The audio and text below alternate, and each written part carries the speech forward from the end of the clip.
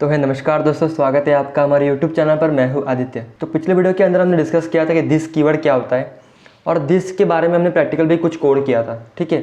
तो आज की इस वीडियो में हम बात करने वाले हैं कंस्ट्रक्टर के बारे में। आपने बहुत बार सुना होगा मेरे से ही कि हम कंस्ट्रक्टर को यहाँ पर कॉल करने वाले हैं, हम ऑब्जेक्ट क्रिएट करने वाले हैं with the help of constructor. तो आज हम देखेंगे यार ये कंस्ट्रक्टर होता क्या है, इसका डिफरेंट टाइप्स भी देखेंगे और इसके अंदर दिस फंक्शन का होता है यूज़, वो हम भी देखेंगे कि दिस फंक्शन मैंने आपको बताया था पिछले वीडियो के अंदर कि दिस फंक्शन का हम जब देखेंगे जब हम कंस्ट्रक्टर को देख रहे होंगे, ठीक है, तब हम दिस फंक्शन को देखेंगे।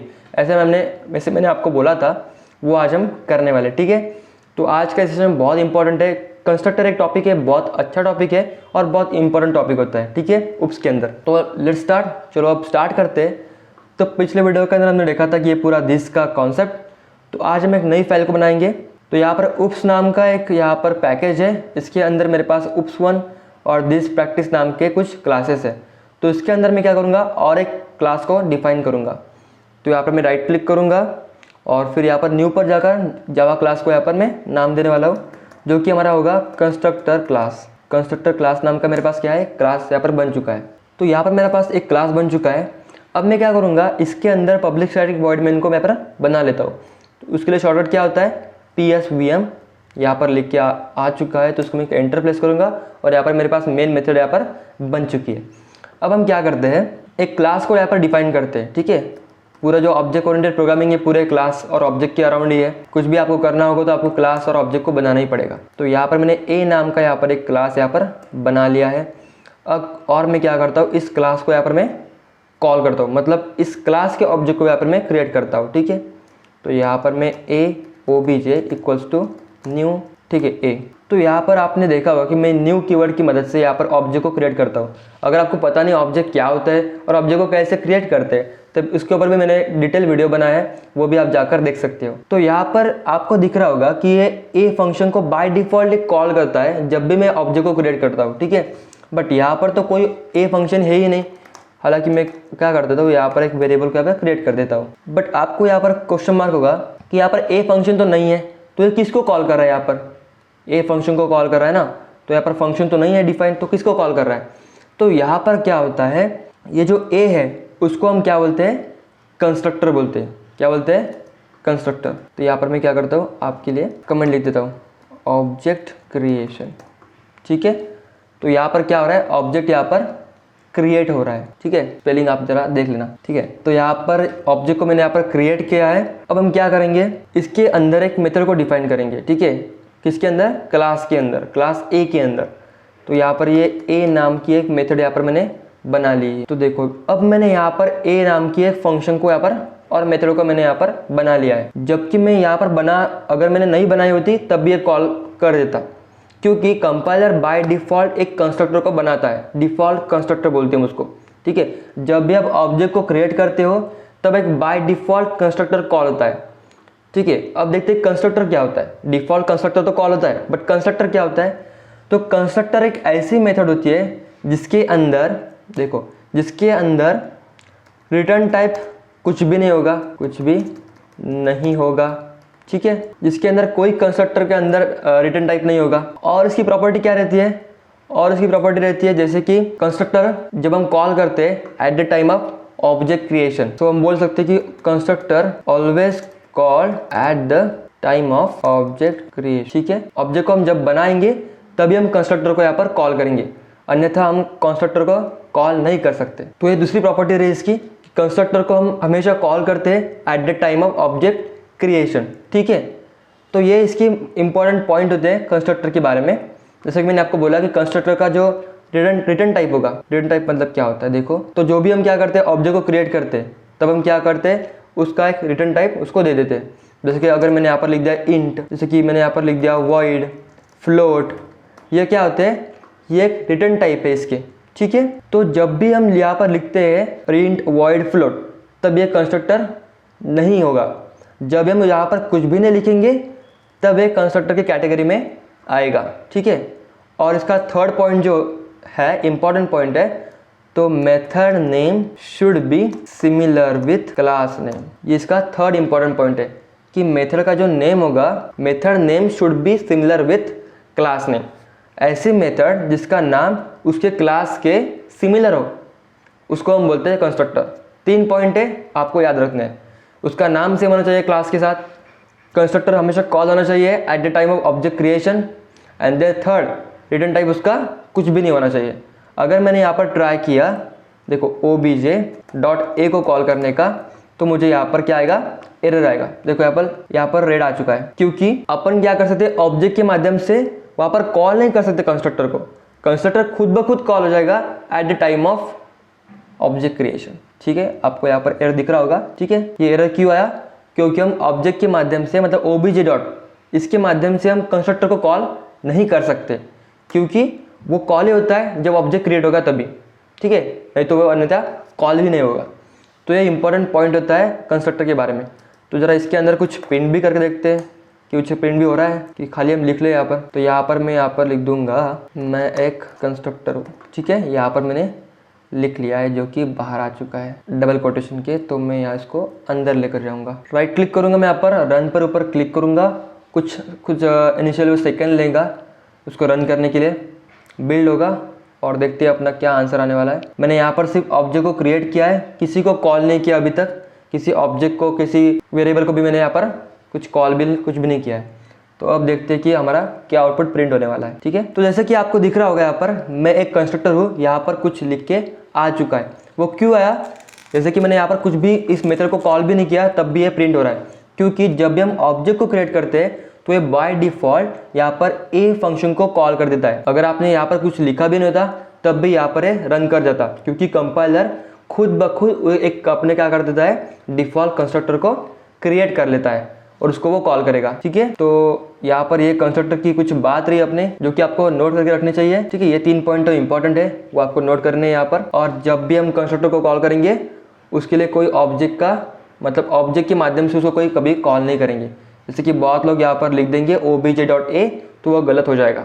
ठीक है, तो ये बात हुई कंस्ट्रक्टर के बारे में। अब बात करते हैं जरा कंस्ट्रक्टर के टाइप्स के बारे में। तो कंस्ट्रक्टर के अंदर 2 टाइप्स होते हैं, एक होता है पैरामीटराइज कंस्ट्रक्टर, एक होता है नॉन पैरामीटराइज कंस्ट्रक्टर। तो अब देखते हैं पैरामीटराइज क्या होंगे, नॉन पैरामीटराइज क्या होते हैं। तो टाइप 1 पैरामीटराइज, ठीक है, स्पेलिंग जरा आप देख लेना। टाइप 1 पैरामीटराइज कंस्ट्रक्टर, अगर इस कंस्ट्रक्टर के अंदर मैंने कुछ पैरामीटर पास किए जैसे कि x, ठीक है, तो ये यहाँ पर क्या बन जाएगा, पैरामीटराइज कंस्ट्रक्टर। और अगर मैंने इसके अंदर कुछ भी पैरामीटर पास नहीं किए, जैसे कि मेरा बन गया नॉन पैरामीटराइज कंस्ट्रक्टर, हो गया, इतना ही होता। तो यहाँ पर मैं क्या कर लेता हूँ, इसको जरा कॉपी कर लेता हूँ। अब यहाँ पर जो नाम होगा कंस्ट्रक्टर का वो ए ही रहेगा, हालांकि उसके अंदर पैरामीटर अलग अलग है, मतलब डिफरेंशियल फैक्टर उस यहाँ पर है। ऐसा नहीं है कि यहाँ पर जो मैंने कंस्ट्रक्टर बनाए उनका नाम तो सेम है तो यहाँ पर तो एरर आएगा अपने को, तो ऐसा नहीं होगा। यहाँ पर पैरामीटर का क्या है, डिफरेंशियल फैक्टर है। तो कंपाइलर समझ जाएगा कि अगर आपने कंस्ट्रक्टर के अंदर कुछ पैरामीटर पास किए, आर्गुमेंट्स पास किए, तो वो उसी कंस्ट्रक्टर को कॉल करेगा। देखो यहाँ पर मेरे पास 2 कंस्ट्रक्टर है, एक के अंदर मैंने x को पास किया है, एक के अंदर मैंने कुछ भी नहीं पास किया। यहाँ पर हम इसको भी प्रिंट कर देते हैं ना, मतलब समझ में आएगा अपने को। ठीक है, यहाँ पर मैं x को यहाँ पर भेज देता हूँ। तो यहाँ पर मैंने ऑब्जेक्ट को क्रिएट किया, सही है। तो ऑब्जेक्ट को जब मैंने क्रिएट किया उसके अंदर मैंने कुछ भी पास नहीं किया, ठीक है, कुछ भी पास नहीं किया, तो ये किस कंस्ट्रक्टर को कॉल करेगा, ये कॉल करेगा इस वाले कंस्ट्रक्टर को, जहाँ पर कुछ भी पैरामीटर नहीं है। हालांकि इन दोनों का नाम सेम है ए, बट यहाँ पर डिफरेंशियल फैक्टर कौन सा है, पैरामीटर का। दैट्स वाई ये कौन सा कॉल करेगा, ये वाला कंस्ट्रक्टर को कॉल करेगा, राइट। अगर मैंने एट मूवमेंट पे यहाँ पर 10 को भेज दिया तो देखो x 10 आ गया यहाँ पर, मतलब ये किस कंस्ट्रक्टर को कॉल करेगा, ये इस वाले कंस्ट्रक्टर को कॉल करेगा। समझ में आ गया। यहाँ पर मेथड के नाम सेम है, तब भी डिफरेंशियल फैक्टर के होने की वजह से यहाँ पर ये अलग अलग इसको कर पा रहा है और अलग अलग कंस्ट्रक्टर को यहाँ पर कॉल कर सकता है। अगर मैंने इसको डिफाइन भी नहीं किया, अगर मैंने इस वाले कंस्ट्रक्टर को डिफाइन नहीं किया तो भी ये क्या करेगा, कॉल करेगा, क्योंकि मैंने बोला था कि बाय डिफॉल्ट जब भी हम यहाँ पर खाली जो हमारे पास फंक्शन है, जो खाली फंक्शन है हमारे पास ए वाला, उसको जब भी कॉल करेगा तो यहाँ पर ये एरर देगा। ठीक है, तो देखो यहाँ पर मैंने क्या किया, इस वाले जो टाइप 2 वाला था उसको मैंने निकाल दिया। तो यहाँ पर इसका जो प्रॉपर्टी बन गई, अब क्या बन गई, अब बोलेगा कंपाइलर कि भाई आपने ऑलरेडी कंस्ट्रक्टर को डिफाइन कर लिया है तो मैं अब खुद से नहीं बनाऊंगा। यहाँ पर पैरामीटर रिक्वायर है तो रिक्वायर है, मैं अब खुद से ब्लैंक वाले जो हमारे पास जो नॉन पैरामीटराइज्ड कंस्ट्रक्टर था उसको मैं कॉल नहीं करूँगा। अगर मैंने इसको बना लिया है तो यहाँ पर ब्लैंक चलेगा। समझ लो इस कॉन्सेप्ट को। अब एक बार मैं क्या करता हूँ, इस पैरामीटराइज कंस्ट्रक्टर को हटा देता हूँ। तो अब ये बोलेगा आपने बना लिया है ब्लैंक वाला जो कंस्ट्रक्टर है नॉन पैरामीटराइज, तो ठीक है मैं उसको ही कॉल करूँगा। अगर आपने नहीं बनाया है तो भी चलेगा, तो मैं खुद बना लूँगा, ये बोलेगा ये। बट देखो दोनों भी मैंने क्या कर दिया, कमेंट आउट कर दिया, तो ये खुद इसको कॉल कर लेगा, ये रन हो जाएगा, बट कुछ प्रिंट नहीं होगा। ठीक है, आगे आप एक बार इसको प्रिंट करके भी देख सकते हो। बट अगर मैंने इसको डिफाइन किया है, इस वाले फंक्शन को अगर मैंने यहाँ पर डिफाइन किया है, तो ये इस कंस्ट्रक्टर को कॉल करेगा। कौन से वाले, टाइप 2 वाला, यहाँ पर जो है इसको कॉल करेगा। बट अगर मैं यहाँ पर इसको कर देता हूँ कमेंट, तो देखो यहाँ पर कुछ भी आउटपुट प्रिंट नहीं हुआ है। मतलब मैंने दोनों भी कंस्ट्रक्टर को अगर मैंने कमेंट कर दिया तो कुछ भी नहीं आएगा, बट कोड रन होगा। बट अगर मैंने क्या कर दिया, इसको एज इट इज बंद करके रखा और यहाँ पर मैंने इसको कमेंट आउट कर दिया, मतलब यहाँ पर मैंने पैरामीटर वाइज जो पैरामीटर वाला कंस्ट्रक्टर है उसको मैंने कमेंट आउट कर दिया। ठीक है, मतलब मुझे इसके अंदर मुझे पैरामीटर पास करने पड़ेंगे इस कंस्ट्रक्टर के अंदर। ठीक है, तो यहाँ पर ये एरर देगा मुझे। पहले क्या हो रहा था कि बाय डिफॉल्ट वो कंपाइलर कंस्ट्रक्टर को बना रहा था, बट अगर आपने पैरामीटराइज कंस्ट्रक्टर को डिफाइन किया है तो कंपाइलर बोलेगा कि भाई आपको यहाँ पर पैरामीटर पास करने होंगे, क्योंकि ये रिक्वायरमेंट है। यहाँ पर मैं खुद अब कंस्ट्रक्टर को नहीं बनाऊंगा, क्योंकि यहाँ पर एक डिफाइन किया गया है कंस्ट्रक्टर, उसके अंदर पैरामीटर चाहिए, तो आपको यहाँ पर 10 को पास करना ही पड़ेगा। अगर आप नहीं कर देते हो तो यहाँ पर एरर आ जाएगा। समझ में आ गया? अगर यहाँ पर कंस्ट्रक्टर डिफाइन है तो आपको उसी के अकॉर्डिंग एक्ट करना होगा, अगर नहीं है तो कंपाइलर खुद बना लेगा। ठीक है, समझ में आ गया? तो ये दो इंपॉर्टेंट यहाँ पर क्या थे, टाइप्स। एक होता है पैरामीटराइज कंस्ट्रक्टर, एक होता है नॉन पैरामीटराइज कंस्ट्रक्टर। ठीक है, तो इनको आप जरा खुद से ट्राई करके देखना, आपको और अच्छे से समझ में आ जाएगा। अब हम बात करते हैं कि दिस कीवर्ड के बारे में। तो दिस कीवर्ड हमने बात की थी कि दिस कीवर्ड एक रेफरेंस वेरिएबल होता है जो कि हम जावा के अंदर यूज करते हैं two point out the current instance variable और इंस्टेंस मेथड के लिए। ठीक है, अपने को जब भी इंस्टेंस वेरिएबल और इंस्टेंस मेथड को जब भी कॉल करना होता है तब हम उसका हेल्प लेते हैं दिस कीवर्ड का। ठीक है, तो आज हम बात करने वाले हैं दिस फंक्शन के बारे में। तो ये दिस फंक्शन क्या होता है? तो मेनली हम जब दिस फंक्शन का बात करते हैं ना, तो ये कंस्ट्रक्टर के बारे में बात होती है। अगर आपके पास दो कंस्ट्रक्टर यहाँ पर डिफाइन है, जैसे कि एक नॉन पैरामीटराइज है, एक पैरामीटराइज है, बट मैंने बोला आपको कि आपको एक ही ऑब्जेक्ट को क्रिएट करना है। यहाँ पर आपका टास्क क्या है, आपको एक ही ऑब्जेक्ट को क्रिएट करना है और दोनों भी कंस्ट्रक्टर को यहाँ पर कॉल करना है। एक ही ऑब्जेक्ट से दोनों भी कंस्ट्रक्टर को यहाँ पर कॉल करना है। कैसे करोगे आप तो बोलोगे यहाँ पर न्यू ए है, तो एक बार मैं क्या करता हूँ, एक ऑब्जेक्ट को क्रिएट करता हूँ और एक बार मैं क्या कर देता हूँ, दूसरे ऑब्जेक्ट को क्रिएट कर देता हूँ जिसके अंदर कुछ भी पैरामीटर नहीं होगा। ठीक है, obj2 दूसरा ऑब्जेक्ट क्रिएट हो गया। एक के अंदर मैंने क्या किया, 10 को पास किया, एक के अंदर कुछ भी पास नहीं किया, हो गया 2।